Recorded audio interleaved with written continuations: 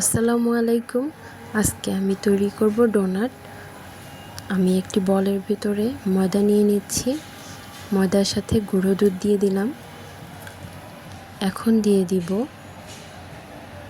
চিনি, baking soda, east, লবণ দিব পরিমাণ মতো এবং সবগুলোকে ভালোভাবে মিক্স করে নিব। মিক্স করা হয়ে গেলে এটার সাথে আমি অ্যাড করব তেল।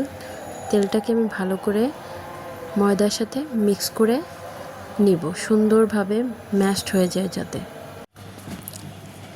এখন আমি এটার সাথে একটা ডিম অ্যাড করব। ডিমটা ভালোভাবে এটার সাথে মিক্স করে নিব।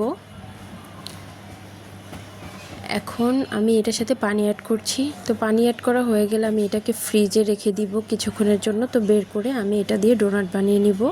ডোনাট বানানো হয়ে গেছে, এখন আমি ভেজে নিব। তো এই হলো আমার ডোনাট বানানোর প্রসেস। তো আপনাদের কাছে কেমন লেগে অবশ্যই জানাবেন। ভালো থাকবেন। আল্লাহ হাফেজ।